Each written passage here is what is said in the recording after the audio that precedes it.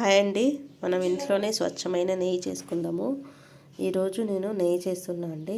ఈ నెయ్యి చేయడానికి నేనైతే చాలా 1/2 లీటర్ తీసుకుంటామంటే మిల్క్ ఒక 15 డేస్ నుంచి నేను సేవ్ చేసిన ఈ మీగడండి. ఇది పాల మీద అట్టు ఉంటుంది కదండి, అది తీసాను. ఇది పాల మీద అట్టు. ఈ అట్టుని ఒక మిక్సీ జార్లోకి వేసుకోండి.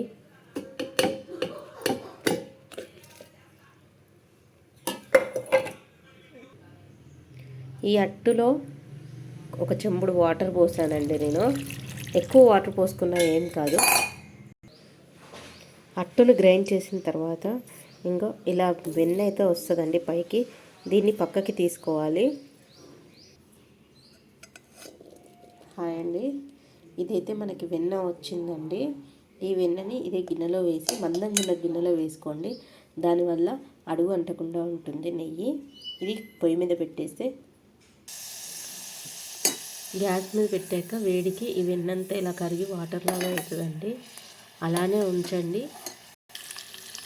హాయ్ అండి, ఇది ఇలా మసులుతున్నప్పుడు అడుగున ఇలా తెల్ల తెల్లగా పేరుకుంటాయండి ఉండలు. అవి అలానే ఉంటుంది అండి. ఇంకా మసలాలి.